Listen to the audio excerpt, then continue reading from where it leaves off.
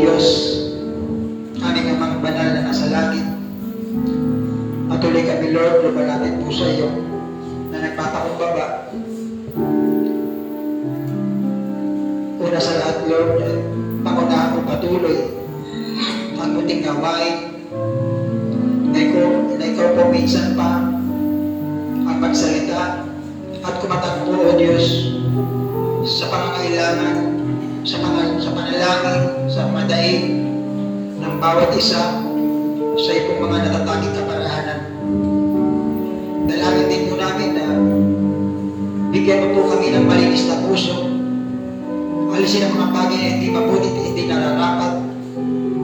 Pagindapati mo po kami lahat sa iyong harapan at makatanggap ng kanilang bahagi sa araw po na ito. Lord God, minsan kayo tago mo po sa iyong likuran ang iyong munting alipin at gamitin ang munting labi na ito, Diyos, may bahagi ang iyong mensahe at banal na salita na may kapangyarihan, buhay at kapahayagan buhat po sa iyo. At ito may maging biyaya, O Diyos, sa bawat isa sa amin, sa mga naririto at sa mga nanonood sa live streaming, O God. Lahat ay itinataas po namin sa iyo. Sa iyo po, mawi lahat ng papuri, pagluluwalhati, pagdakil at pasasalamat. In the precious mighty name of our Lord Jesus Christ we pray. Amen and amen and amen. Hallelujah.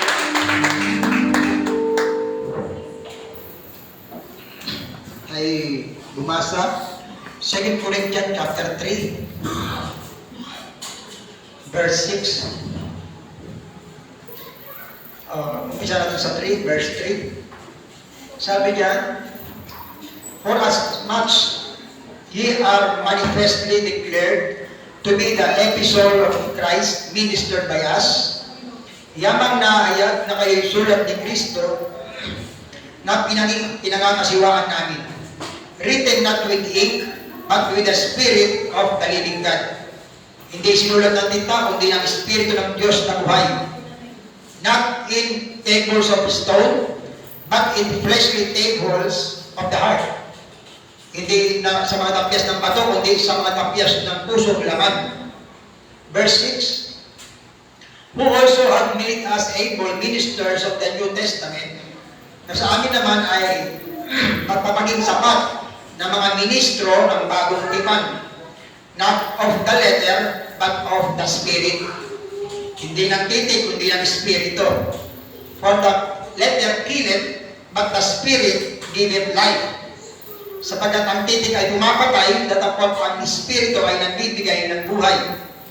But if the ministration of death, written and engraven in stones, was glorious, ngunit kung ang pangasiwa ng kamatayan na nasusulat ay nauukit sa mga bato ay nangyaring may kalwalatian, so that the children of Israel could not steadfastly behold the face of Moses for the glory of his countenance.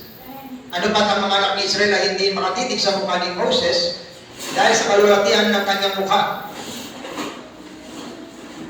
which glory was to be done away. Na ang kalwalatian ito ay lumilipas.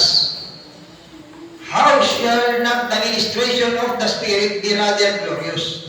Paano hindi lalong makakaroon ng kalwalatian ang pangangasiwa ng Espiritu? Verse 13, and not as Moses, which put a veil over his face, that the children of Israel could not steadfastly look to the end of that which is abolished. At hindi gaya ni Moses na nagtalukbong ng kanyang mukha upang ang mga anak ni Israel ay huwag magsititig sa katapusan, di ang lumilipas. Verse 18, but we all, with open face, beholding as in a glass the glory of the Lord.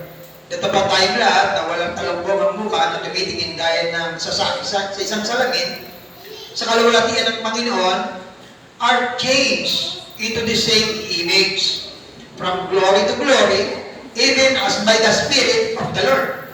Nababago tayo na gayon ding larawan mula sa kalwalatian hanggang sa kalwalatian na gaya ng mula sa Panginoon na Espiritu.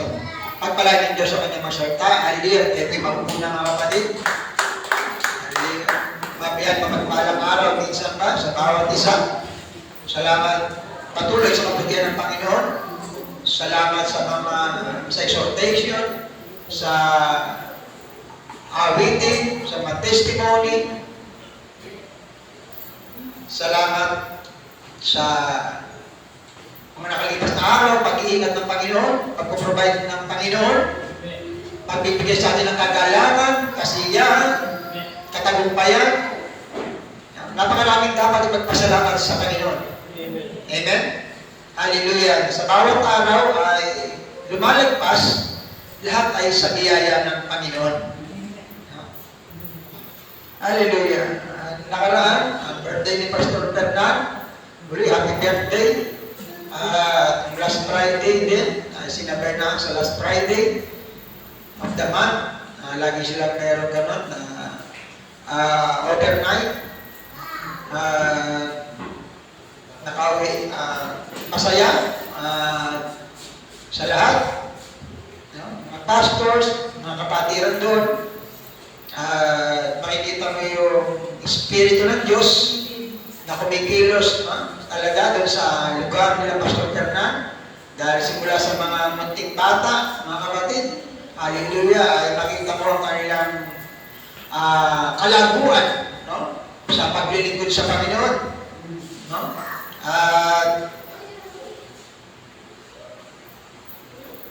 Nagpatuloy, marami, maganda, masarap ang message, masarap ang pagkain. Nakauwi kami, 1:30 na ng Sabado ng madaling araw. Laging mabuti ang Diyos, si Pastor Fernan, lagi yan, open, na sunduin kami, ihatid kami, no? Lagi, no? Sa tuwing merong gawain, lagi ang kanyang sasakyan ay lagi nagagamit. No? Kung ang sasakyan lang ay na born again, yung sasakyan ni Pastor Fernan ay nasasabi namin born again. Dahil lagi nasa gawain.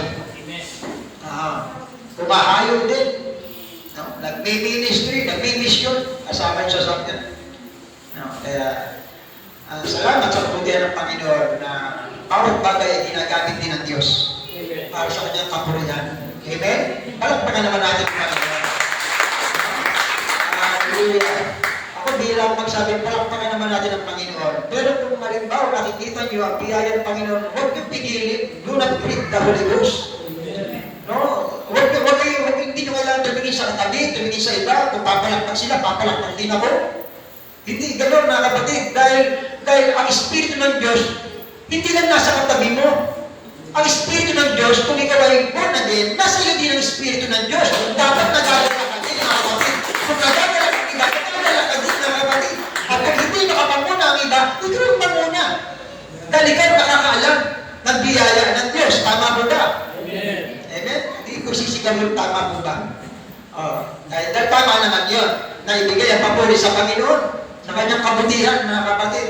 Hindi ito ang paglilingkod sa Panginoon, ang pagpupuri sa Panginoon, hindi pakiramdaman. Ito'y isang balong. Ito'y sabi, tubig ng buhay. Amen? Kaya kung buhay, makikita i-express nito. Kaya nga sabi kanina, mga kapatid, ang gawa ay ay manifestasyon ng pananampalataya. Kaya kung ang bawat sa pananampalataya, mayroong manifestasyon sa pamamagitan ng gawa. Amen? At sino titingin ng gawa? Hindi naman basta ang titingin ng gawa yung mga kasama sa simbahan, sa iglesia. Ang titingin ng gawa, ang Panginoon pa rin. Amen? Ang Panginoon ang titingin maghahanap ng gawa, mga kapatid. Di ba? Yung iniwanan ng talento. Ama? Sino naghanap? Yung puro ng igos. Sino naghanap? Ng bunga. Di ba? Kailangan mag-serve siya ng kanyang purpose. Amen? Lahat ng nilikha dapat mag-serve ng purpose. Amen? Hallelujah! Kaya ang papuri sa Panginoon, dahil ang mensahe natin pinagsasaluhan, ito ay buhay, mga kapatid. Amen? Tayo nasa mga buhay na paglilingkod sa Panginoon, mga kapatid. Amen? Sa sabi nga, kung ang paglilingkod ay patay, ay napakatahimik niya. Oo. Pero ang paglilingkod natin ay paglilingkod ng mga buhay. Amen. Hallelujah. Dati tayong mga patay dahil sa ating mga kasalanan at pagsalangsang. Pero dahil sa Panginoong Jesucristo, mga kapatid, sa pamamagitan ng dugo ng Panginoong Jesucristo, inilapit tayo sa Diyos. Amen? Dati walang nakakalapit sa Diyos. Dahil nasa ilalim ng sumpang ng kasalanan. Pero in-embrace ng Panginoon yan sa pamamagitan ng Panginoon. Kaya, meron pa rin nananatili ng mga patay na paglilingkod sa panahon ngayon. Amen? Kaya meron tayong pagkakakilanlan, meron tayong pagkakaiba sa paglilingkod ng mga patay sa paglilingkod ng mga buhay. Amen? Hallelujah! Siyempre, yung buhay, alam mo yung patay, sabi nga, ano man ang gawin mo sa patay, ang patay, di ba, dadalhin na sa di ba? Kahit anong gawin mo, hindi niya na mararamdaman. Pero ang buhay, nagre-response. Tama? Nagre-response ang buhay. Kaya alam natin, ang isang tao ay patay dahil wala ng response. Tama? Amen. Kaya alam niyo, sabi ka ng napag-aralan ng science, ang isang tao daw na namatay, ang huli daw na nawawala sa kanya, isang bahagi ng ugat sa brain. At yung ugat na yun, alam niyo kung ano nakapaloob doon sa ugat na yun? Ang kanyang memory. Nagpa-flashback sa kanya dahil yun mga bagay na lumipas sa kanya. Yun ang huli na nawawala daw sa kanya. Ayon sa pag-aaral, tinignan nila ang utak ng tao na pag namamatay, yung bahagi na yun na merong memory ang huling nawawala. Kaya, hallelujah. Kaya tayo ay sabi nga ay saan ba yun? Sabi, bakit hinahanap mo yung ang Panginoon, di ba? Nag-resurrect. Tapos sabi ng angel, bakit mo hinahanap ang buhay sa mga patay? Tama? Bakit niya hinahanap ang buhay sa mga patay? Kaya dapat ang buhay, kasama niya din ay mga buhay. Amen? Hindi pwedeng isa lang ang buhay sa katawan ng Panginoon. Lahat yan nagre-response. Lahat yan ay gumagana. Amen? Dahil sabi na, let the mind that was in Christ be in you. Biro yun, nagpapagampo sa atin, iisip ni Kristo. Amen? Amen. At nawawala ba yung memory? Nawawala ba yung mind na yun ng Panginoon? No. Amen. Hallelujah. Kaya nga, who am I that you are mindful of me? He is so mindful. Diba? To us. Hallelujah. Kaya nga, mga kapatid, dito sa ating binasa, hallelujah, sa verse 3 at 6, sabi niya, for as much as you are manifestly declared to be the epistle of Christ ministered by us, yamang nahayag na kayo sulat ni Kristo na kanyang asiwaan namin, written not with ink, but with the Spirit of the living God. Hindi sinulat ng tinta, kundi ng Espiritu ng Diyos na buhay. Not in tables of stone, but in fleshly tables of the heart. Hindi sa mga tapyas ng bato, kundi sa mga tapyas ng pusong laman. Sa verse 6, who also have made us able ministers of the New Testament. Sabi nga natin, pag meron new, meron old. Na sa amin naman ay nagpapaging sapat na mga ministro ng bagong tipan. Not of the letter, but of the Spirit. Hindi titik, kundi ng Espiritu. For the letter kill it, but the Spirit give it life. Hallelujah. At doon sa verse 18, but we all, with open face, beholding as in a glass the glory of the Lord. Tatagpo tayo lahat na walang talukbong ang mukha, na tumitingin gaya ng isang salamin sa kalulatian ng Panginoon are changed into the same image. Tayo din tumitingin sa Panginoon na parang dahil sa salamin. Siyempre, kung ano makikita, kung ang Panginoon nasa iyo, at ikaw ng Panginoon, hallelujah, ay nandoon sa tao, sabi, ay magiging pareho, change into the same image. From glory to glory. Amen? Ang step natin ay from glory to glory. Hallelujah. Sabi, even as by the Spirit of the Lord. Nagaya naman mula sa Panginoon na Espiritu. At doon sa Hebrews 10:1, for the Lord, having a shadow of great things to come, and of the very image of the things, can never with their sacrifices which they offer year by year, continually make the comers thereunto perfect. Sa maganda lang ito sa may isang anino ng mga puting bagay na darating, hindi ang tunay na larawan ng mga bagay. Kailan naman ay di maaaring magpasandal, kaya hindi pwedeng tayo parang traditional lang. Amen. Hindi tayo pwedeng para bang nakasunod lang dahil sinabi, narinig. Sino nakapanood dito ng gawain? Doon kala Pastor Fernand. Praise God. Wala akong comment doon. Wala akong amen. Praise God. Wala naman. Nag-watch ka lang. Bibigay ka nun. Praise the Lord. Hallelujah. May kaparaanan pa rin ng Diyos. Makapanood si Brother Jonah. Maganda yun, mga kapatid. Kuminsan, maraming naliligang. Ang lakas talaga ng influensya ng cellphone. Lakas ng influensya. Alam niyo, cellphone, masama yan. Pag sa masama mo ginagamit at hindi mabuti. Nagagamit din ng kaaway. Pag hindi mo yan, ginagamit sa Panginoon. Kuminsan, magdamagan, madaling araw, nakaselfon ka.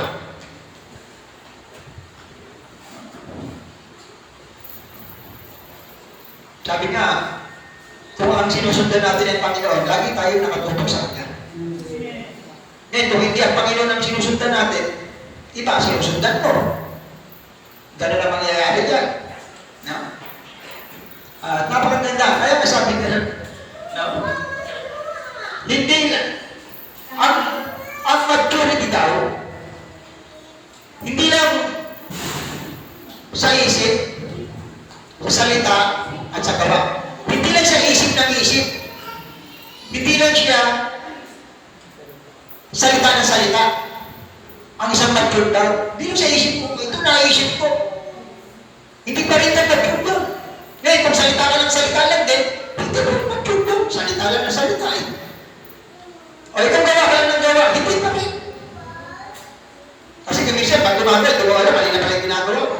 Kala mo, gawa ka lang ng gawa. Para makasakdal yan, balik ka sa maturity sa pamagitan ng Panginoong Jesucristo. Ang Panginoon lang ang magdadala sa atin sa maturity. Hindi lang basta isip ng isip, hindi lang salita ng salita, hindi lang basta gawa ng gawa. Kailangan, lakipan mo ng Panginoong Jesucristo. Amen. Amen? Oh, hallelujah. Kaya nga, yung pananampalataya, statement of perfect man. Diba? Kung pananampalataya lang na ganong kalagayan, kung faith, virtue, knowledge, kung yun at yun lang, at wala yung pinaka-capstone nun, ano meron ka? Alam niya kung bakit may camping yun, may capstone yun? Sabi, hindi pananampalataya naman ako eh. May virtue naman ako. May knowledge, may temperance, may patience ako. Yun, galing mo. Ngayon, bakit pagdating doon sa taas, may capstone na lang, o God? Dahil yung pananampalataya niya, tama. Yung virtue niya, tama.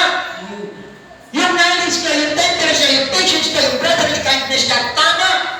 Kaya ang ginawa mo yan, siniriluhan niyo ng Panginoon. Dahil bahagi kayo, mga kapatid. Hallelujah! Dahil yung pananampalataya ni Kristo, yung virtue niya, kay Kristo na rin. Yung temperance, yung patience, kay Kristo na rin. Kaya siniriluhan niya yun. Tinatunayan niya na yung pananampalataya mo ay galing sa Kanya. Yun ang hindi sa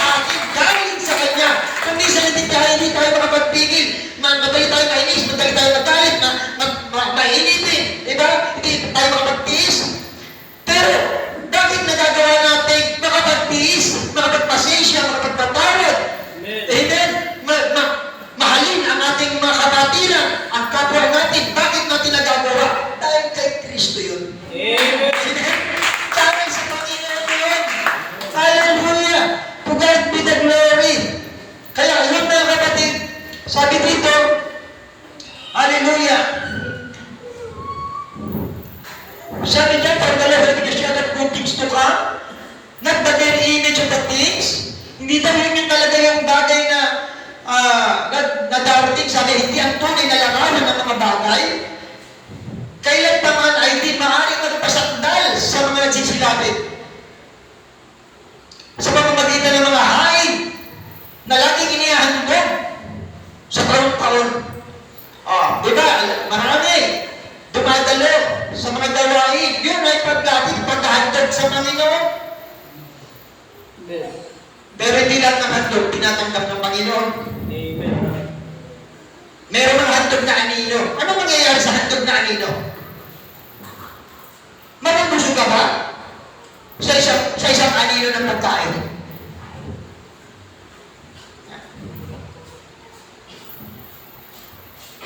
Hindi, mga kapatid. Kaya dito mga kapatid, si Pablo sinisikap sabihin na ang lumang mga kautusan ay anino ng mga bagong bagay na parating. Hindi na pwedeng anino.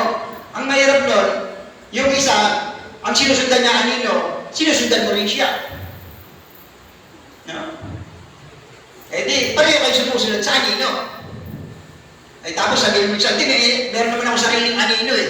Meron naman ako sariling paniniwala eh. Meron naman ako sariling tradisyon eh. Hindi ko kailangan sumunod sa kanya. Susunod ako doon sa anino ko.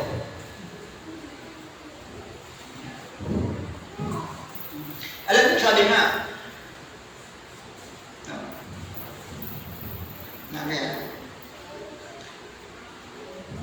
kaya sabi ng mensahe, no? The old laws were a shadow of the new things to come. Ang lumang kautusan ay anino lamang ng bagong bagay na parating.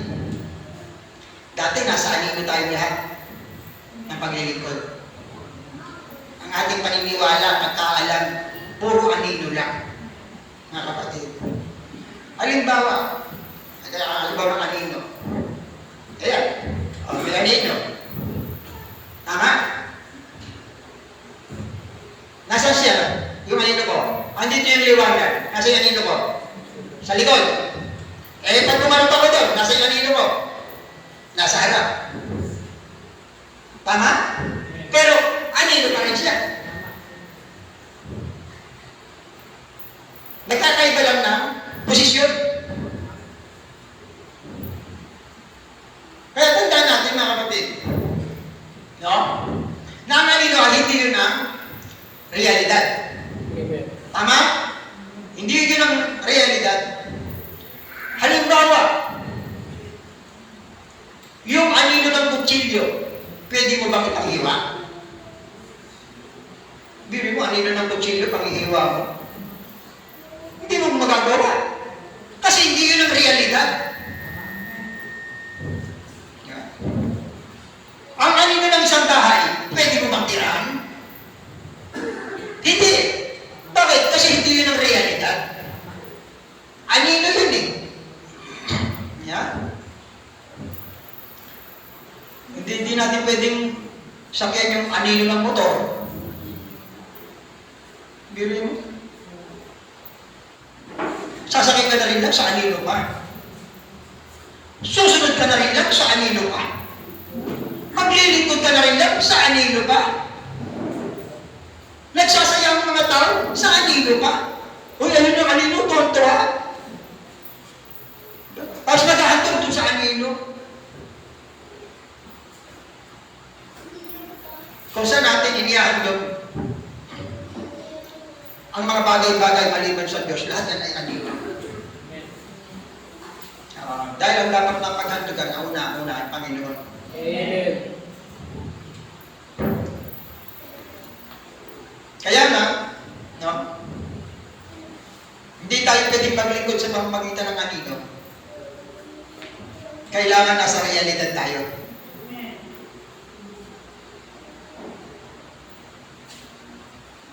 At ang gawa, sabi kanina, ay isang realidad. Yan ang realidad. Ang gawa ay realidad ng ano? Na manifestasyon ng pananampalataya.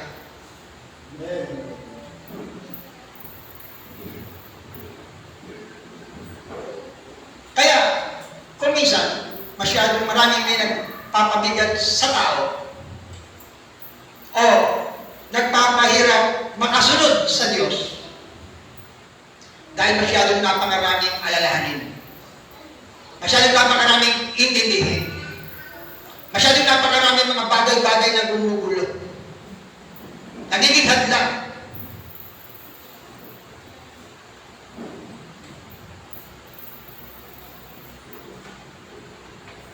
Kung minsan, kapag nakaharap ka dyan sa anino,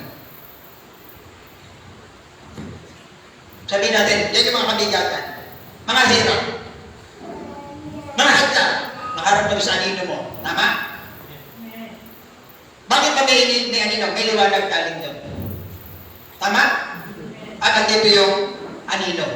Lahat ng takot, pag-alinlangan, mga pagdadahilan, at lahat na, nakaharap ka doon. Pero dahil merong anino na nagpapakita, merong liwanag.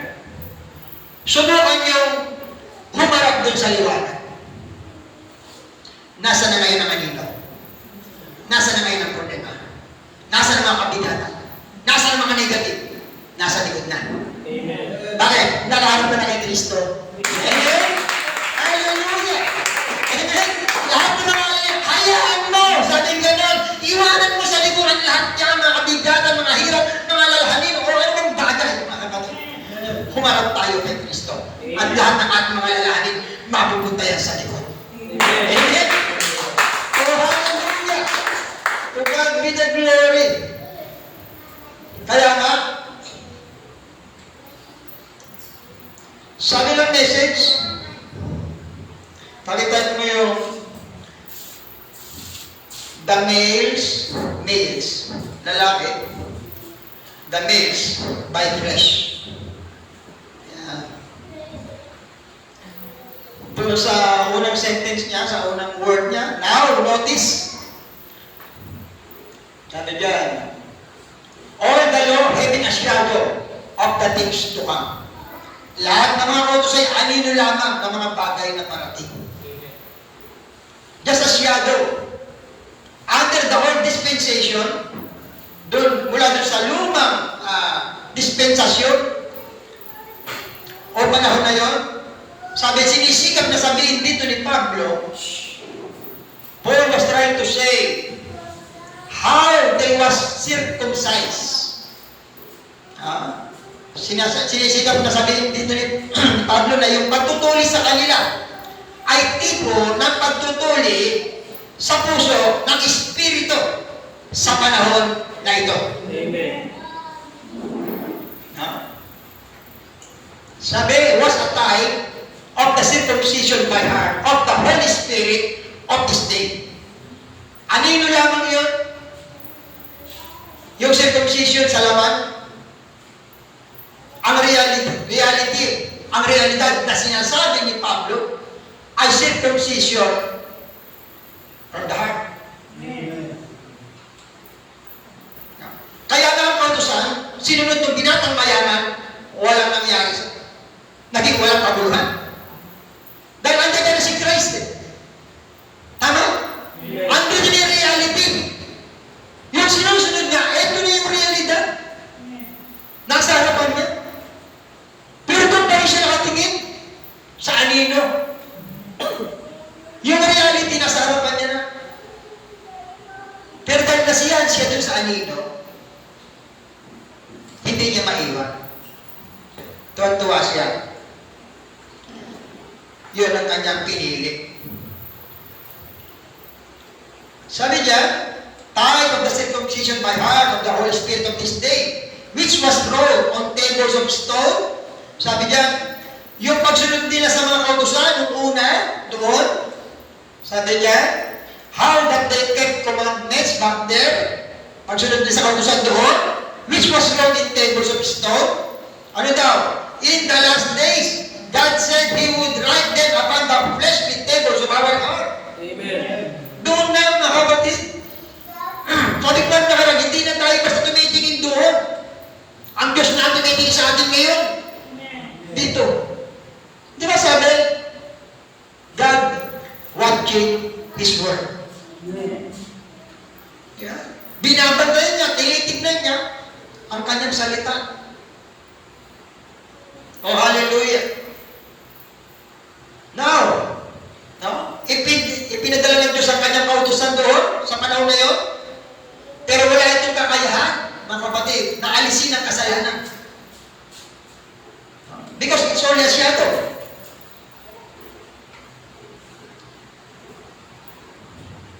Sabi, binibigyan lamang ng diin nito ang kasalanan, magnified sin. But when Christ came, He came to take away sin. Ito na yung realidad, mga kapatid. No?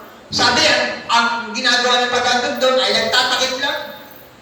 Kasi hindi reality, hindi realidad. Pero nang dumating ang Panginoon, ito na yung realidad na nag-aalis ng kasalanan. Amen. Hallelujah. Pakita tayo ito. This is a part of His way. This is a part of His way. This is the way that He manifests Himself to us. Jehovah made flesh.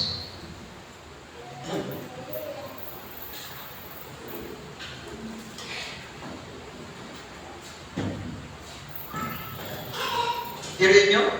Jehovah made flesh. Amen. Pakita ko ulit. Jehovah made flesh. Dahil ang sabi ng Saint John, di ba? In the beginning was the Word, and the Word was with God. Ano siya, ibig sabihin, in the beginning was Elohim. Amen. Tama? And Elohim became the Word. It's the same thing, just unfolding. Yan. Sabi dyan, Jehovah made flesh. Kaya sabi, the beginning was the Word, the Word was with God. In the beginning was Elohim. Elohim became the Word. Diba? The Word was Elohim, and the Word was made Elohim. It's the same thing, just unfolding.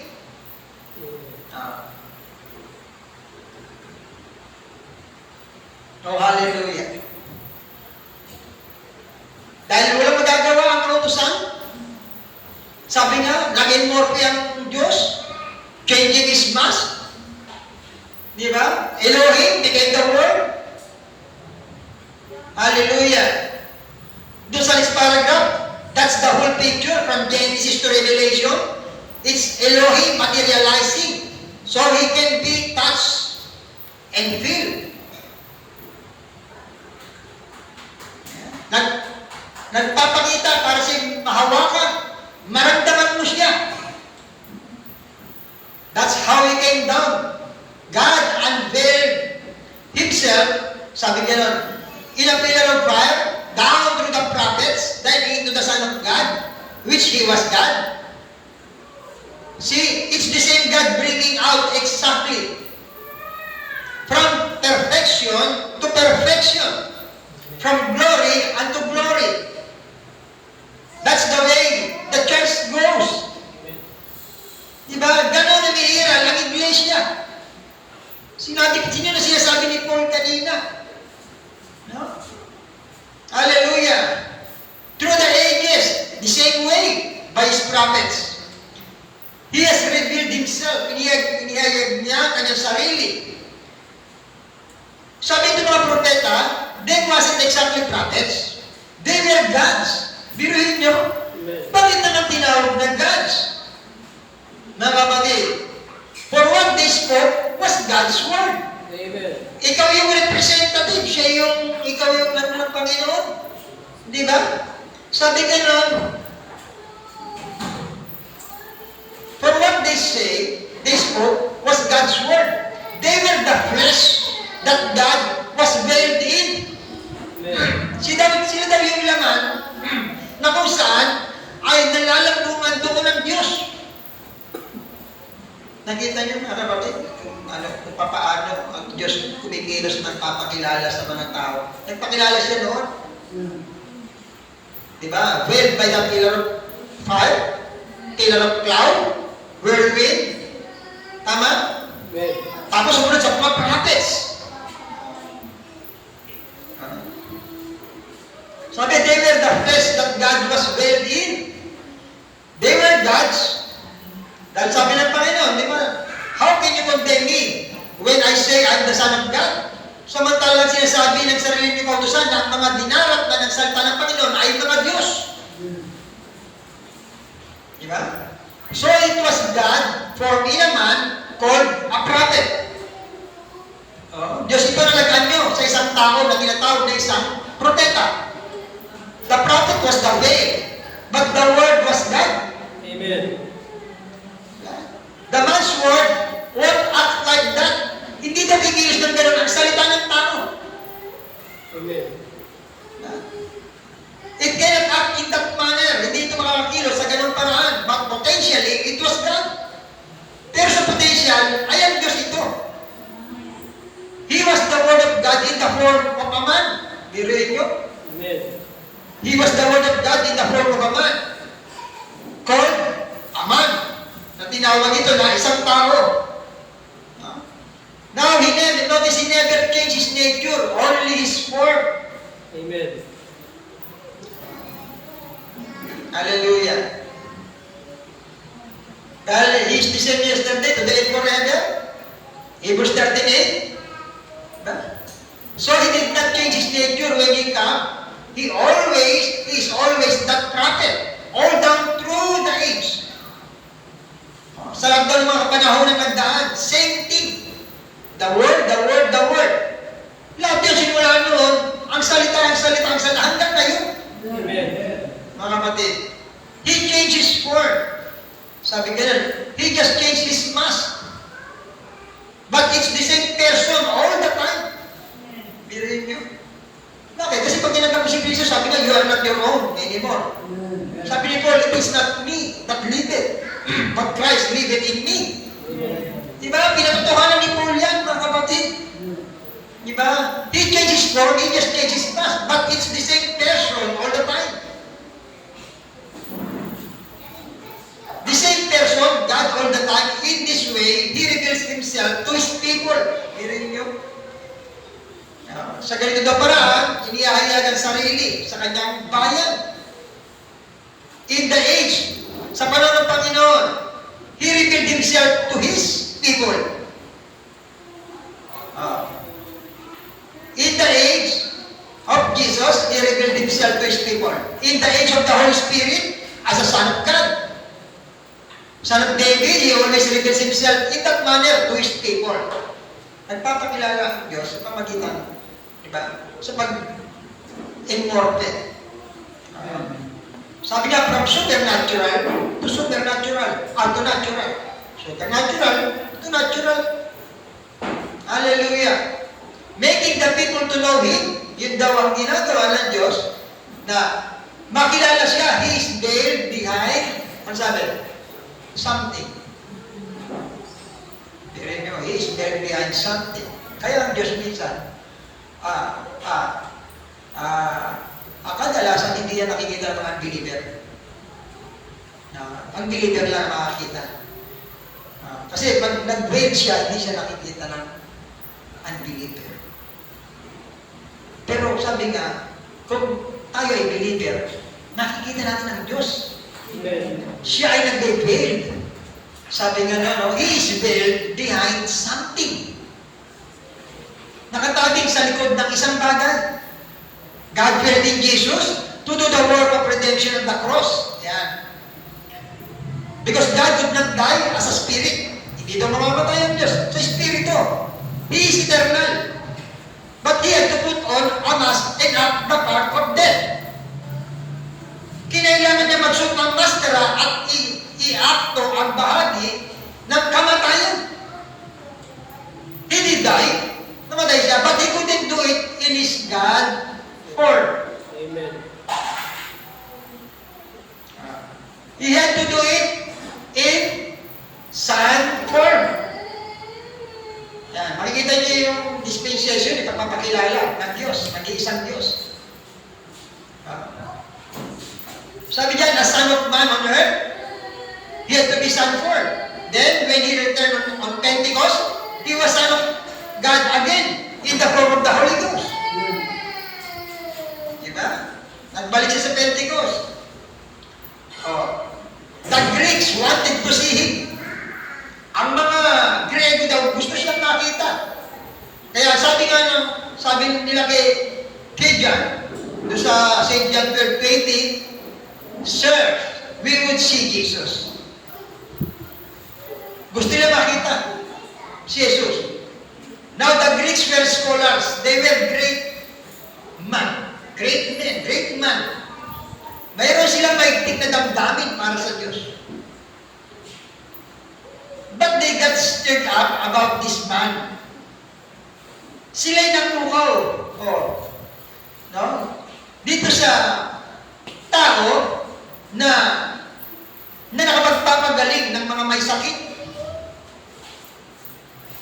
and could foretell things that happen at nakapanguhulan ng mga bagay na nangyari. At ito mga Greek, sabi, they come to see him. At si Philip, anong ginawa ni Philip? Dinala niya sila kay Jesus. Para makita si Jesus. Kaya sabi niya, now notice, the very words that Jesus reported back to them, pansinin daw ang mismong mga salta na ginalita sa kanya ni Jesus. For they come to see who he was, and they could not see him. Pumaroon sila para sisahin kung sino siya, pag hindi nila siya makita-kita. Hindi nila matanggap ni Jesus. They seen the Lord, but he was in his temple. God was in his temple, veiled in human flesh. Nakatabing sa laman ng tao. And that's the same thing today. Ganon din daw ngayon. Sa next paragraph. That's the same thing today. They cannot see him because of the veil. Hindi nila makita. Nag-fail siya sa prophet, hindi siya nakita. Pero nakita natin ba ang Panginoon? Sa pamamagitan ng prophet? Amen? Hallelujah! It's over their face, sabi gano'n. Jesus masked to these Greeks. They couldn't understand how, why, bakit hindi nila makita siya? Makilala, hindi maintindihan. And yet, the works of God is manifested through him. Ngayon may nahayag ang mga gawa ng Diyos sa pamamagitan niya. Tignan natin ang isang tao na pinananahanan ng banal na Espiritu. Bakit hindi nila maintindihan? Nakapatid. Bakit hindi nila makita? Samantalang yung gawa ang nagpapakita. Kagaya sa Panginoon, ang nagpapakita na ang Diyos ay nasa Kanya. Ganon din sa mga tunay na Kristiyano ngayon. Diba? They couldn't understand how. Paano? Why? That they couldn't see him. And yet the works of God is manifested through him. Sabi nga na, see, they couldn't understand that God was dead. Hindi nila maunawaan na nakatabi ng Diyos. Bakit hindi nila maunawaan? Dahil sa veil. Bakit ang mga tao ngayon hindi maunawaan ang mga tunay na Kristiyano sa panahon ngayon? Dahil naka-veil. Amen.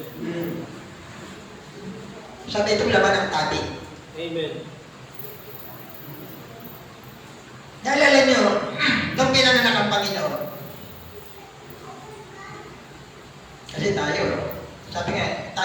Hindi nila matatanggap na, ay, kilala ko yung dati. Ganito yan, ganito yan, ganito yan. Hindi nila matanggap. Ngayon, balikan natin. Nung ipinanganak ang Panginoon, saan siya pinanganak? Sa Palawan, sa manger. Tama? Manger. Sino ang unang sinabihan ng anghel tungkol sa pagkapanganak kay Kristo sa Panginoon? Sino? Mga shepherd. Tama? Mga shepherd. Bakit sa mga shepherd? Bakit hindi dito sa mga kilalang tao, sa mga pare, mga big time, mga popular sa panahon na yun? Bakit ang shepherd?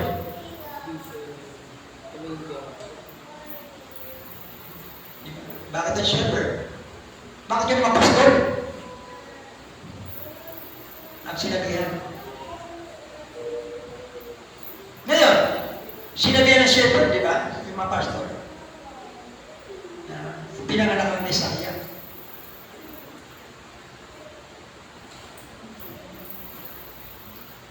Kung ang Messiah ay pinanganak sa isang kaharian at sinabihan ng shepherd, sa tingin niyo pupunta yan? Hindi po pupunta. Biro yung shepherd sila eh. Mga pastor eh, tapos ito sa kaharian, baka hindi nga sila papasukin doon eh. Diba? Malayo pa lang, baka sinasara na yung pinto. Tama? Hindi makakapasok na kapatid.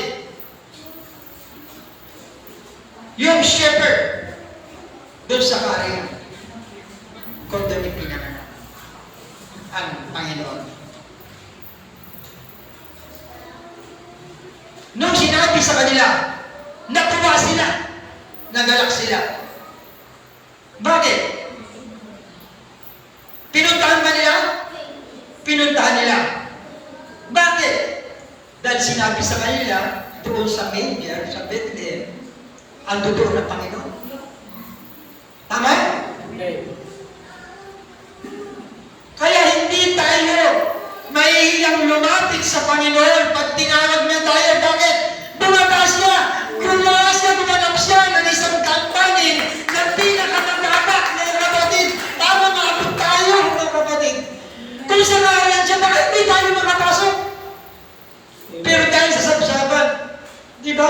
Hinubad niya ang kanyang pagka-Diyos. Nakitulad gaya ng tao.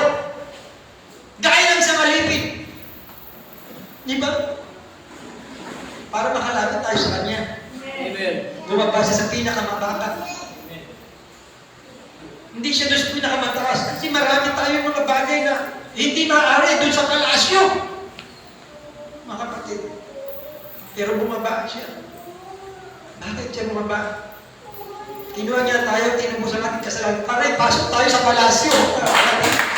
Hallelujah! Bumaba siya! Kinuha niya ang ating kasalanan para ipasok tayo doon sa palasyo dahil hindi tayo makakapasok doon, mga kapatid. Hallelujah!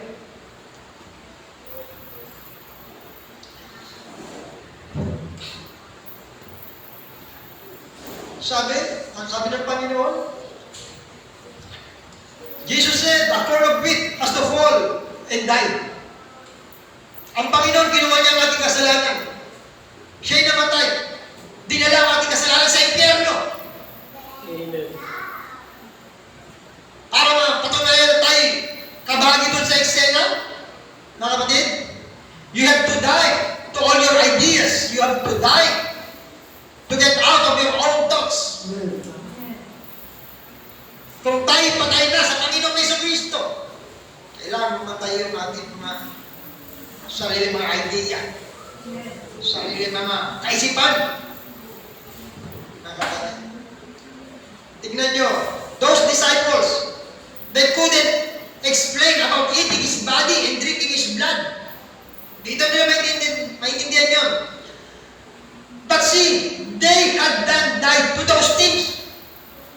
Wala silang pangangatwira. Paano natin iinumin yun? Paano natin kakainin yung laman niya? Wala silang ganun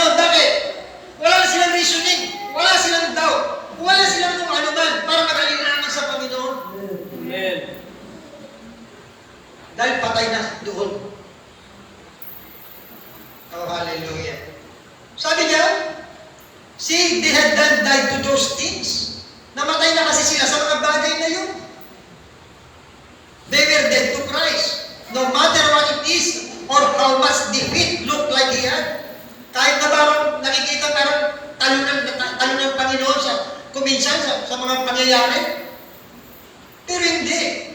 Kahit ano pa ito, gaano man kalaki, ang tila pagkatalo, they still believe it anyhow. Amen.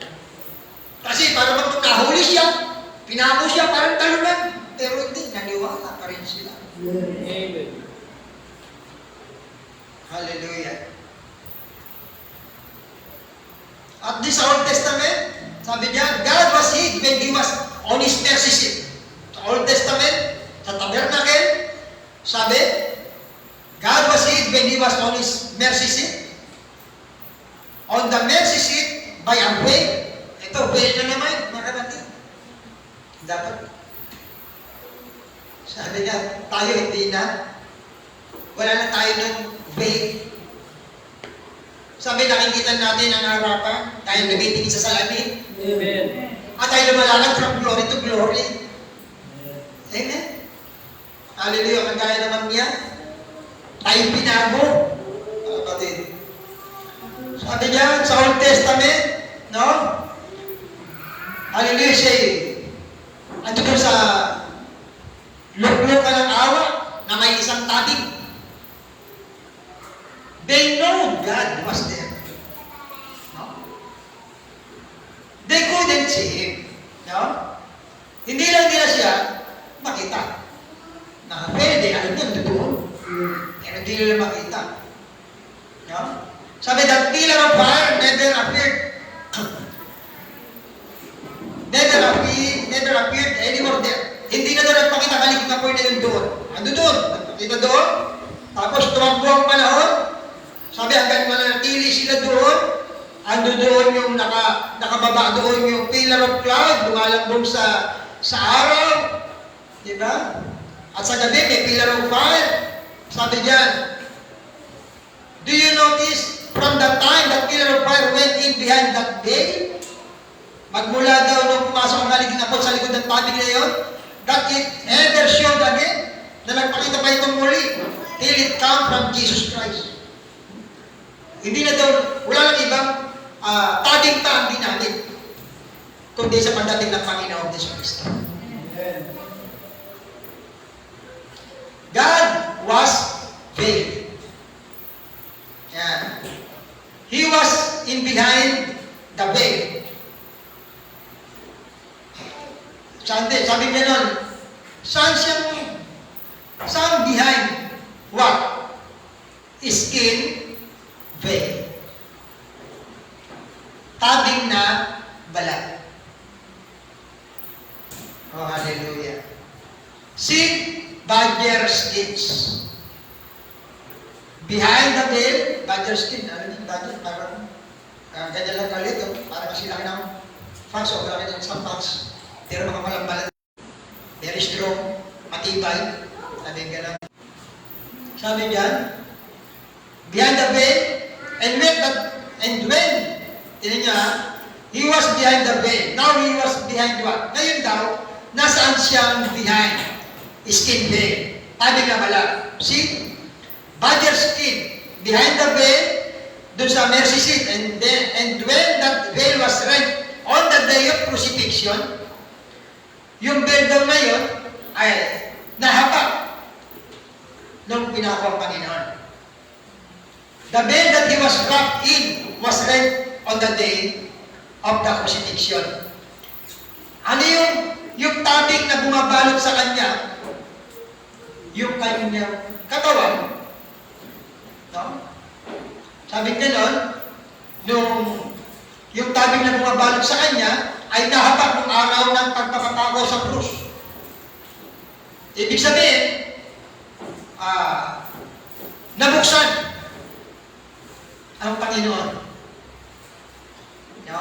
Sabi niya, nung nahapak yung tabing naman doon sa tabernacle, the whole mercy seat come into view.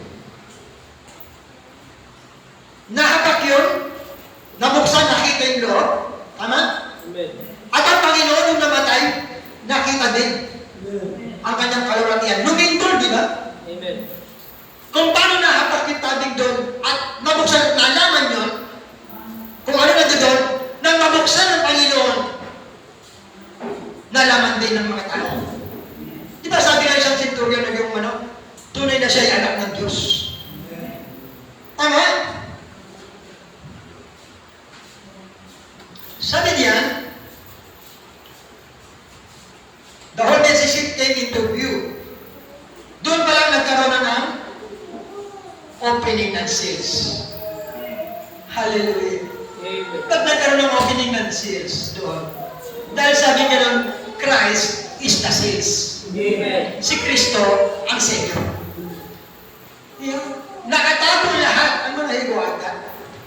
Pero dahil si Christ ang seal, nabuksan ang selyo.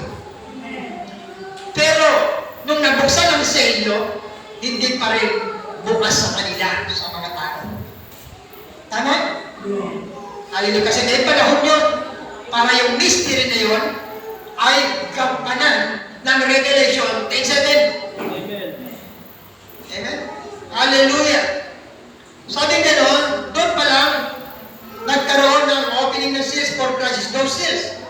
Now, the Jews could not understand how that God could have mercy upon ito, mga kapatid.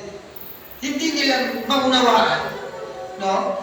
The Jews could not understand how that God could have mercy upon a sinful, foul people like we are. Hindi nila maunawaan na mga Diyos kung paano magkakaroon ng awa ang Diyos sa isang makasalanan at masamang bayan na gaya natin. Hindi nila maintindihan bakit gano'n. Hindi nila maintindihan bakit sila yung mga alagad na kasama ng mga imbis na doon sa kaharian at sa mga bigating tao. Hindi nila maintindihan. Dahil ang Diyos nandoon sa way. May tabing na skin way. No? Hindi nila maunawaan. But they couldn't see this one who was giving mercy because he was hid. Kaya nga, nagpasalamat ang Panginoon, di ba? Father, I thank thee. Di ba? That you hid this to the wise and prudent and revealed it to babes. Amen. Amen? Hallelujah. He was behind the mercy seat on the inside with badger skin, tabernacle. Hanging down, covering him. Ando doon, mercy seat, ando doon. Bumababa yung pillar of fire, ando doon. May badger skin na nakatabing doon. Ang ibig sabihin kasi yung badger skin, para bang balat. No? Balat ng hayop. Pero pag tinabasakan, ito yung balat ng isang buhay. No? Ngayon, na nakabalot doon. Kaya makikita ninyo, ang tipo nito. Ang mercy seat, nandoon, tinatabingan ng balat. Ang mercy seat, nasa inyo na. Amen! Hallelujah! Tinatabingan ng balat. Amen! Hindi nila nakita dahil may tabing. Amen! Oh, hallelujah! Hindi nila maintindihan dahil may tabing. Ang nakikita nila yung pagiging tao natin. Pero yung Panginoon na tinanggap natin, hindi nila nakikita. Amen. Thank you, Lord. Amen. Oh, hallelujah. Sabi, the unveiled God, plain view. They should have seen Him standing there. Dapat nakita nila siya nakatayo doon. Yet, He was too common. Oh, He was an ordinary man. Oh, di ba ordinary man? Saan pumunta ang Panginoon? Sa mga ordinary tao din. Amen. Kasimplihan ng Diyos. Pumunta doon sa mga kasimplihan, mga tao. Di ba? Sabi nga, nakatayo siya doon sa harapan nila, hindi nila alam. Yet he was too common. He was an ordinary man. But remember, sabi, when that spirit struck his body, yung sibag daw na nag-struck doon sa kanyang katawan, that spirit left umalis. No? Sabi, tumama yung siba. Sa kanyang katawan, iniwan siya ng Espiritong yun. Sa templo, ang mga bloke ng mga hain ay nagsitaluban daw doon sa templo. At lumatigo pababa ang kidlat sa templo. At hinaba ang tabig. Amen. Diba? Ano daw ito? There was their God hanging on Calvary. And they were too blind to see it.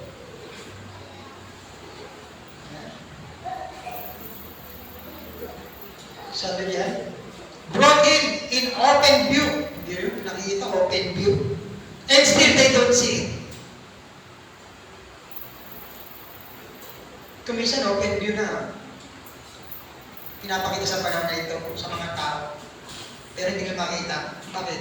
They are blinded. God built saan daw? In human being. Amen. Nakatabing sa isang tao. Kung matatandaan daw natin, you remember, nagbalik siya noon kay Pablo pagkatapos noon at kay Pedro sa Pilong Buwan as the pillar of fire. But in the last days, he is supposed to return again. Sa huling araw daw ay nasang babalik siya muli. But the pillar of fire is supposed to come back again to manifest the Son of Man. Inaasahan na babalik para ihayag ang anak ng tao. Hallelujah. Sa pamamagitan mo, ako, sa pamamagitan natin. Amen? Hallelujah.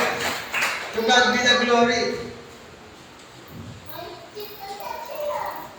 Para ano daw? To show the world the light. Amen. Ano sabi ng Panginoon? You are the light of the world. Amen? Hallelujah! Muli, ipapakita natin ang liwanag, mga kapatid, sa panahon na ito, na ang panahon ay nasa maginding kadiliman, mga kapatid. Subalit, ang Panginoon, di ba? I will not leave you compromised. Amen. Thank you, Lord. I will send you another comforter. Amen? And He will guide you. And He will lead you. He will teach you. Oh, hallelujah. Kaya sabi, to show the world the light. Oh, pag ang gagawin ng liwanag, sabi dito, the tradition has been will be wiped away. Amen. At itong liwanag na ito, pag makikita mo, oy, delikado, oy, mapanganib, oy, hindi pwede, oy, bawal, oy, ito, bakit? Nakita mo ang liwanag. Amen. Amen? Na-open na. Diba? Napaan na, nakita mo na ngayon, ano talaga? Oh, yung mercy seat, nakita yun doon. Eh, ngayon yung mercy seat, nasa puso na ng tao. Ano ba nandito sa mercy seat? Diba? Tables of stone. Amen. Andun yung kautusan. Yung 2 tablet. Andun doon. Diba? Ano ang kasama? Diba? Yung tungkod ni Aaron. Na sumasariwa. At mamumulaklak. Ano ibig sabihin nun, mga kapatid? Oh, hallelujah. Kapag andun ka sa Mercy, andun yung galing ay sariwa, namumulaklak. Ibig sabihin ng sariwa, namumulaklak, buhay. Amen. Amen? May buhay doon, mga kapatid. Diba? Doon pa sa labas andun ba yung, meron bang tuyo doon na sanga, kung ano man sanga, na tuyo na bigla na lang namumulaklak, bigla na sumasariwa. Wala. Doon lang yun, Amen. mga kapatid. Sabi niya, the traditions has been will be wiped away. Mga tradisyon daw, na matagal na, ay mababawi. There is nothing going to bother it. It's going to be done anyhow. Wala na makakapigil dito mga kapatid. Magaganap ito, anumang paraan. God just tear them denominations and traditions down. Winasa man Diyos ang mga denominasyon at mga tradisyon niya. Amen. Bakit? Nabuksan na eh, napahapong tabi. Yeah. What kind of a spirit will he do with? Sa anong klase daw ng espiritu niya ito gagawin? Like he did in the first place. Look what he done in the days of Elijah, in the days of John. Tignan daw ginawa sa araw ni Elias, sa araw ni John. Di ba? Ano ang sabi nila? Don't you think to say within yourself, you have Abraham to the father. Huwag kayong mag-isip na sabihin na sa inyong sarili na si Abraham ang inyong ama. Because God is able of these stones to rise children to Abraham. Amen. Dahil may kakayahan ng Diyos na makapagpalitan ng mga anak ni Abraham mula sa mga batong ito. Maraming nag-aatin pa rin. Nakapatid.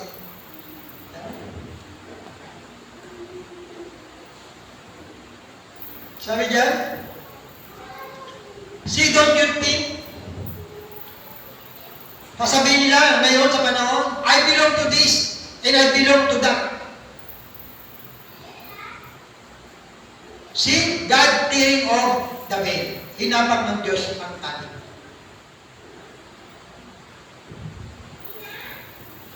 Marami nga ngayon, nakapatid. Hindi na nakikita natin ibang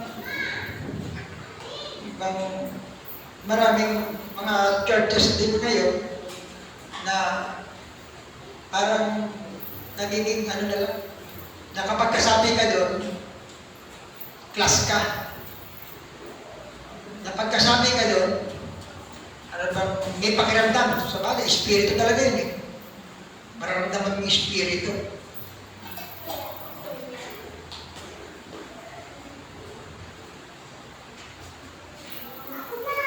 Kaya makikita natin, nung hinapak, makikita natin.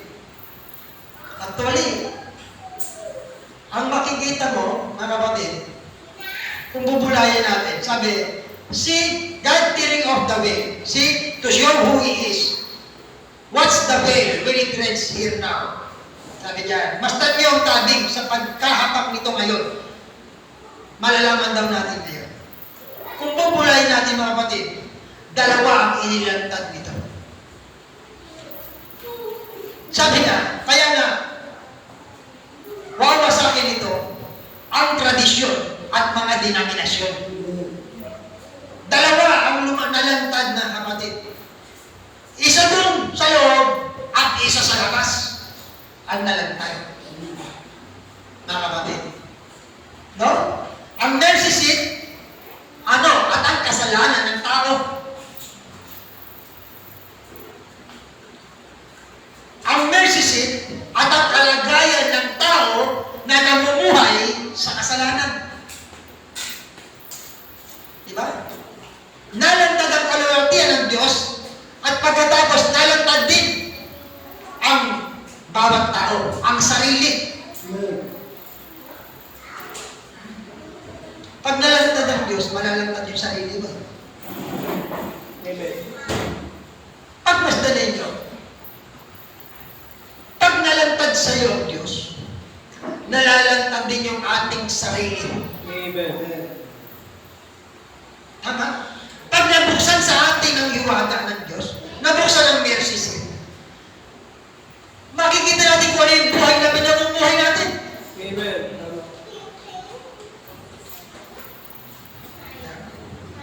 Kaya nalalantad din ang buhay ng tao. Kaya doon natin makikita, mali pala yung mga ginagawa ko. Mali pala yung pamumuhay ko. Hindi pala tama yung sinabi ko. Hindi pala tama yung naging desisyon ko. Hindi tama. Nakikita natin. Sabi lang ko, compare this now. Hallelujah.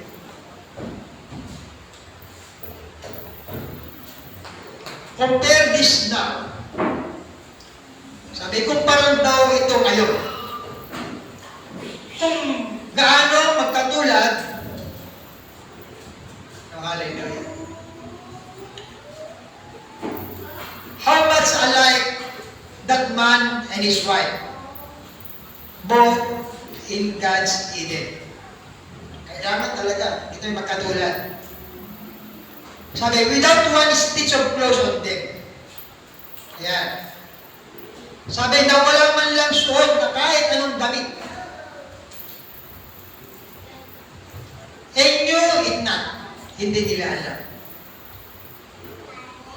Bakit? Why didn't they know it?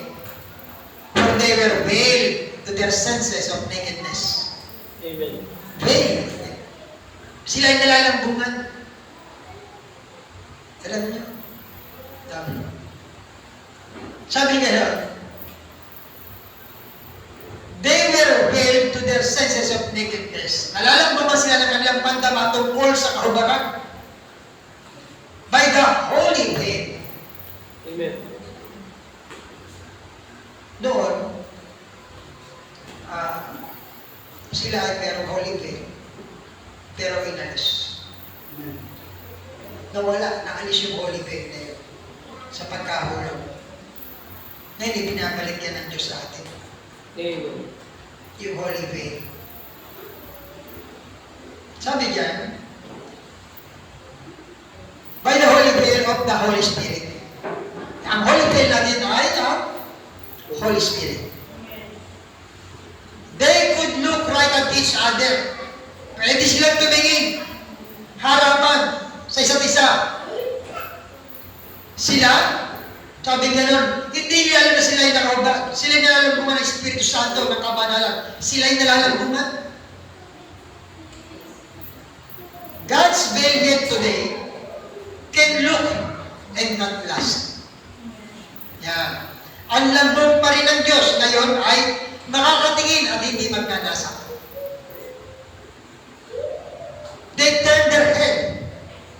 Ibinabaling nila ang kanilang ulo. Dati titig na titig. Ngayon hindi na makatitig. Binabaling na nila ang kanilang ulo. Amen. Sabi dyan, it's a holy veil. Sabi dyan, see? God had their eyes. God had their eyes. Pinanatiling nalalambungan ang kanilang mga mata. Itinago ng Diyos ang kanilang kamalayan. Di ba? Sabi, they were both one. Sabi, God hid that conscience from sin by the holy veil. No? Hindi yung gumagawa ng kasalanan tapos hindi mo nakikita. Hindi yun. Hayag na sa atin yung kasalanan. Amen. Kaya after the fall, diba? Naalis yung holy veil. Pero dahil sa mayamang pag-ibig ng Diyos, niningap niya muli ang tao, pinagtayo ng tabernacle ni Solomon, di ba? At muli, andun ang Panginoon. Hallelujah. Now, tama-tama lang ito. Mahaba, pero tama lang ito. Ano? Pakitain mo ito. Now, and one time, nakapatid. Now, and one time, if a man walked through that veil, it was sudden death. Sabi gano'n, noong araw, kung papasok ang isang tao sa tabing na yun, sa tabernacle, anong mangyayari sa kanya? Agarang mamamatay. It was sudden death. Pag pumasok ka doon. Tama? Hindi basta pumasok doon. Sabi nga, yearly lang yung high priest. Ngayon, pag daw doon, pumasok ka sa tabing na yun, mamamatay ka. Pero ngayon, Ano sabi? It's death not to go through it. Kamatayan ang hindi pumasok doon. Amen. If you cannot break that veil of tradition, yan. If you cannot break that veil, hindi palang veil yung tradition, veil of tradition. Break through that wall of denomination. Meron ding veil yung wall of denomination. Kung hindi daw magawa kapagin, ang topic na yan ng tradisyon, timagin ang pader ng denominasyon para makita ang Diyos sa kanyang kapangyarihan. It's dead. Pag hindi mo nakita yung tradisyon na ano doon, kailangan makita mo yun, na yun ay dapat mahatak. Amen. Sabi, once where it was dead to go in, noon na yung kamatayan ang pumasok doon, now it's dead to stay out. Amen. Ngayon, kamatayan ang manatili sa labas. The whole mercy seat is setting in plain view. Anybody can see it. The veil is red. Para daw makita na lahat, pero merong pumipili. Para makita, may veil pa rin. Napakita, may veil pa rin. Ano yun? Veil of tradition. Wall of denomination. Pero nahapak na eh. Binigyan na ng Panginoon ng kanyang buhay eh. Tama. Hallelujah. How God could have mercy on foul sinners as us. Kung paano ang Diyos ay nahabag sa masamang makasalanan na tulad natin. When He hid Himself was a mystery.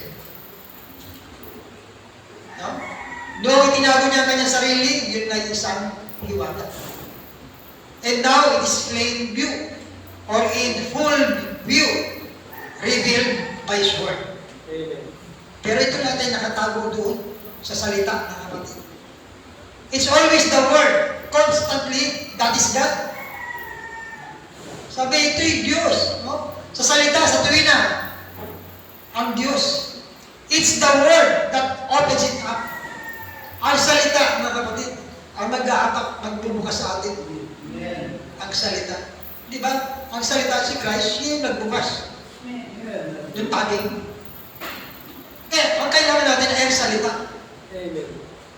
Kung meron yan, para makita natin in plain view, ang mercy seat, kailangan maalis.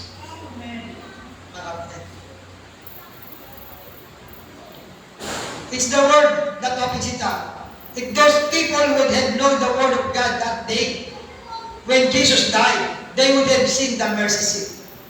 They would have seen who He was. Dapat makita nila kung hallelujah. Sa pamamagitan ng salita, kung alam nila ang salita, nakilala nila, pero always back to predestination. Sabi niya, the unbeliever cannot see. Diba? But only to the believer. Makita natin kung saan naroon ang Panginoon. Sabi nga, He was there to something. Sa bawat araw na binibigyan ng Diyos sa atin, nakita natin ang Panginoon ay nagtatago doon sa bagay na yun. Kung nasa atin ang Diyos, makakakonek tayo doon sa mga bagay na nakatago na yun. Amen. Malalagtan sa atin yun. Amen? Amen. Kaya, yun mga kapatid, ang ating napagsaluhan ngayon, na ang Diyos ay nakatago, nasa kanyang lambog, veil, di ba? Sabi, ito sa mga anumang bagay, na sa susunod, mas bubuksan pa natin ang veil ng Panginoon na makita natin sana at mabuksan. Kung titignan niyo mga kapatid, sa bawat araw, hindi naman parang sacrilegious na sinasabi. Sa bawat araw na binibigay sa atin ng Diyos, maraming ina-unveil sa atin ng Diyos. Di ba? Maraming binubuksan sa atin ng Diyos. Kailangan mawala yung ating mga bagay na hindi narapa sa atin. Kailangan mahapak yan. Mahawi. Di ba? Para makita natin ang biyaya at kabutihan at pag-ibig ng Diyos. To God be all the glory. Tayo umawit muna sa Panginoon.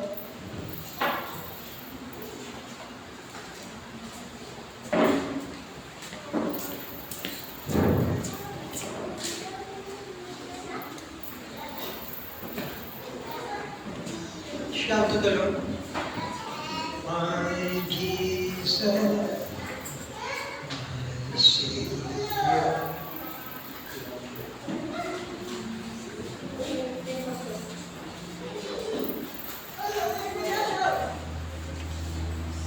Shout to the Lord. My Jesus, my Savior.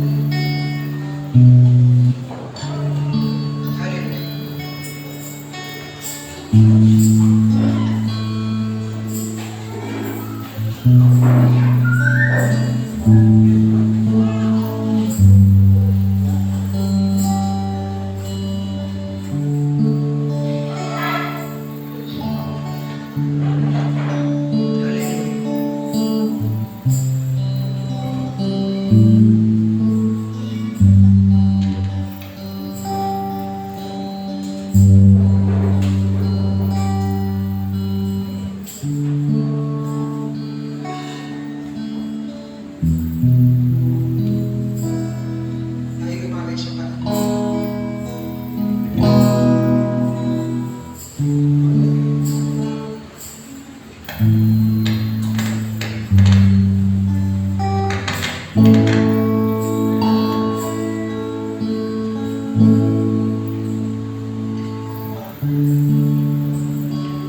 Ano na lang, ito yan.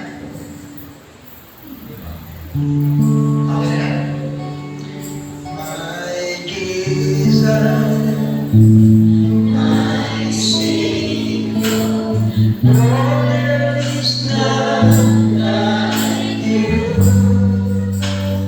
All of my days, I want to praise the wonders of your mighty.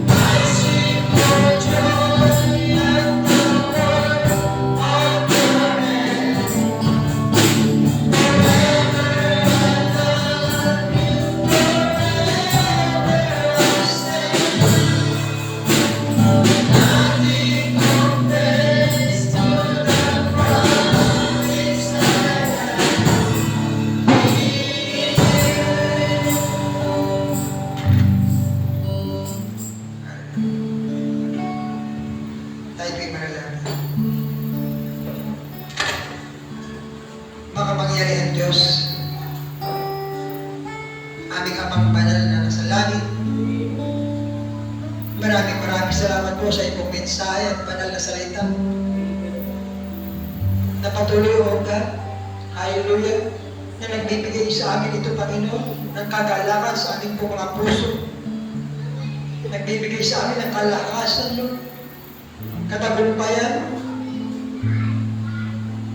assurance, Lord, kapayapaan sa aming puso. Salamat, O Diyos. Hallelujah. Sapagkat tunay na napakakailangan namin, Lord, ng iyong salita.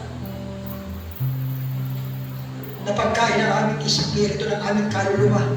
Amen. Hayaan mo, O Diyos, na patuloy kami, Panginoon, magkaroon ng pagkauhaw at pagkagutom sa iyong salita. At lagi kami lalapit sa iyo at magpapakumbaba. Naluluhod at iiyak na nagsusumamo sa iyo, Panginoon. Hallelujah. Napatuloy po kami, Panginoon. Naturuan at bihisan niyo pong salita na patuloy baguhin na ayon po sa iyo pinagaling. Natuloy na ikaw po ang makita sa aming buhay, hindi po ang aming mga sarili.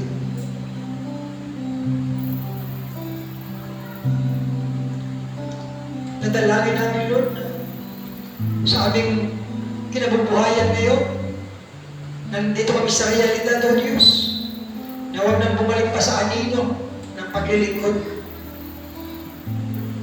Gaya ng tabing na nahapak.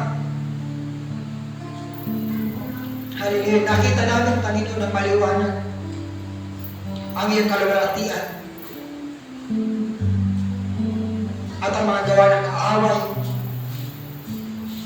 ay nakita din namin, Panginoon, sa labas ng iyong kaluwalhatian. Kaya, O Diyos, patuloy po kaming gabayan, bihisan ang iyong salita, O Diyos. Hallelujah. At ang kaaway, Panginoon, ay walang katagumpayan sa amin, Panginoon. Sa pagsusuot, Lord, whole armor of God, ng iyong pong baluti, Panginoon, at ang laban na namang uri ay mapagtagumpayan namin. Patuloy ka po itinatas yung dinudulog, Panginoon, ang munting kawan sa munting dako na ito. Ano man, Lord, ang ilang panalangin at dahil, mga hiling nila, O Diyos. Hallelujah. Ikaw po ang kumatagpo at tumugon sa iyong mga natatanging kaparaanan. Sa kanilang kabuhayan, sa mga trabaho, Diyos, sa pag-aaral ng mga kabataan, sa relasyon sa bawat tahanan, lalo higit sa aming pong espiritual na kalagayan. Iba yung paglago, O Diyos, na kung paano lahat ng sign, lahat ng tanda na kami nasa huling panahon na,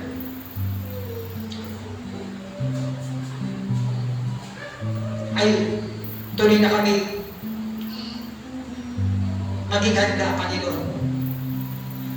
Dahil sa ulit pa na ito, as in the days of Lot, as in the days of Noah, ay muli kang mahayag, Panginoon. Kung paano ang mga tanda ng ulit kapanahunan, ito'y hindi lamang, Lord, sa tribulation, Lord, kundi ito'y sa pagdating mo kami nakatinig. Ano man, Lord, sa mga kapatid, kung may mga karamdaman sa piskal, dalangin namin, Lord, ang kagalingan.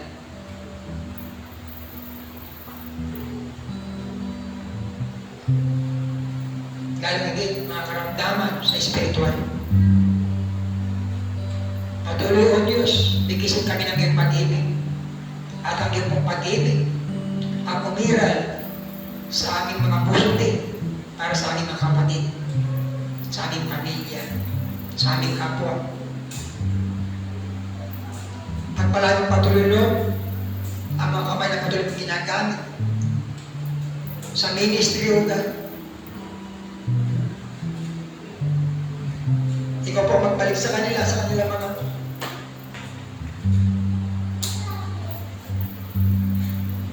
pinagkakaloob din, O Diyos, sa kanilang pagsuporta, sa kanilang pag-ibig sa iyo, O Diyos. Dahil sabi mo naman, O Diyos, hallelujah, you repay it back with a lot of interest. O Lord God, inatang po ang mauwi sa kanyang kapitaanan. Mamaya, nababaw mo Diyos ang pagtatagumpay.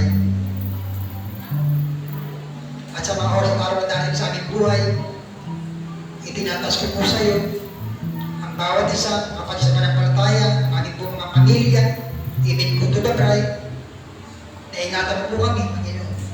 Yakapin kami lahat, ang iyong mga kamay. At patuloy na mag-provide o Diyos ng aming po mga kinakailangan o Diyos sa bawat oras at bawat araw. Hanggang sa muling pagkikita namin, kung ikaw po ay hindi pa darating, magkita-kita kaming muli sa mga susunod pang gawain.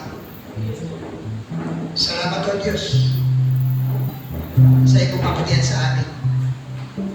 Sa mga pagkain namin pagsasaluhan, ikaw po ang magpalad, humipo, magbigay ng kalakasan, katong pagkain may paglingkod patuloy sa iyo.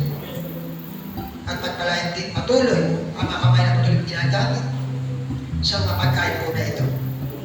Sa iyo po, Diyos, mawilang ng papuri, paglulalhati, pagdakilat, pagsabat, pasalam. In the precious mighty name of our Lord Jesus Christ, we pray. Amen and amen. Hallelujah.